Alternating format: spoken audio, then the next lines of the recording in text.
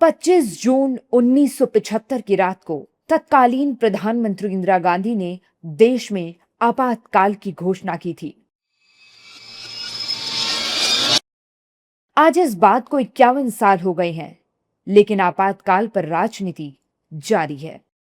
आज के दिन को बीजेपी संविधान हत्या दिवस के रूप में मनाती है और कांग्रेस को पुराने दिन याद दिलाकर घेरती है।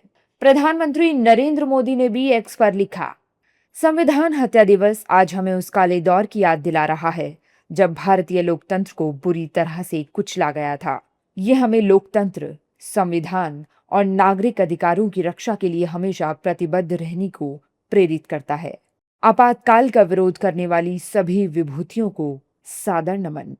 बीजेपी हर साल 25 जून को संविधान हत्या दिवस मनाती है, जहां प्रधानमंत्री मोदी ने आपातकाल पर कांग्रेस को घेरा। बीजेपी शासित राज्यों के मुख्यमंत्रियों ने भी कांग्रेस को आपातकाल के दिन याद दिलाकर घेरा।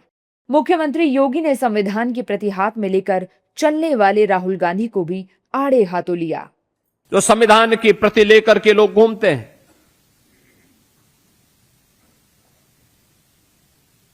जनता की आंखों में धूल झोंकने का काम करते हैं, लेकिन जब इनको मौका मिला था तब इन्होंने क्या कृत्य किया था, इनके पूर्वजों ने क्या कृत्य किया था, किस प्रकार का अत्याचार ढाया था, कैसे बाबा साहब भीमराव अंबेडकर के द्वारा बनाए गए संविधान की आत्मा को कुचलने का काम किया था। ये किसी से छुपा हुआ नहीं है। यशस्वी प्रधानमंत्री नरेंद्र मोदी जी के नेतृत्व में विकसित भारत की कल्पना कर रहे हैं कि 2047 तक भारत कैसा होगा। लेकिन जब 1947 में जब देश आजाद हुआ होगा तो लोगों ने सोचा होगा कि अगले 20-30 वर्षों में भारत की आजादी का गौरवशाली इतिहास मनाएंगे, लेकिन काला अध्याय देखने को मिला। 25 जून को हम लोग संविधान हत्या दिवस मना रहे हैं क्योंकि 25 जून 1975 को इस देश में इमरजेंसी लागू हुआ था और लोकतंत्र की हत्या हुई थी, संविधान की हत्या हुई थी। जितने भी गैर कांग्रेसी लीडर थे सबको जेलों में डाल दिया गया था और 19 महीने तक जितने गैर कांग्रेसी लीडर थे सब जेलों में रहे और उस समय जो संविधान में अधिकार है उस अधिकार को छीना गया था। वहीं केंद्रीय मंत्रियों ने कांग्रेस पर जमकर तीर चलाए। जेपी नड्डा ने कहा कि इमरजेंसी भारतीय लोकतंत्र, हमारे संविधान और नागरिकों की आजादी पर सबसे क्रूर हमला था। 1,31,000 लोगों को बिना कारण और बिना जुडिशियल स्क्रूटनी के जेल के अंदर डाला गया था। संख्या थी 1,31,000। और आपको आश्चर्य होगा कि अंग्रेजों के आंदोलन में, सारे आंदोलन में इतनी बड़ी संख्या को अंग्रेजों ने भी कभी जेल में नहीं डाला जो इमरजेंसी में 1,31,000 लोगों को इमरजेंसी में डालने का काम मिसेस गांधी ने।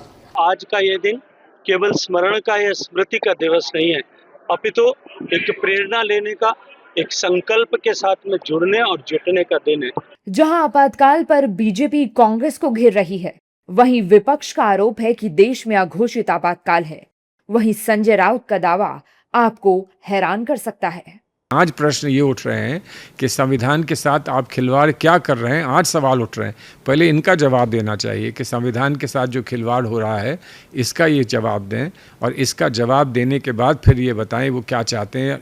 दुनिया कह रही है, दुनिया मान रही है कि अनडिक्लेयर्ड इमरजेंसी है। 12 साल से देश में इमरजेंसी है, 12 साल हो गए इस देश में इमरजेंसी। इंदिरा गांधी ने किसी की पार्टी को नहीं तोड़ा, इंदिरा गांधी ने संविधान को खत्म नहीं किया।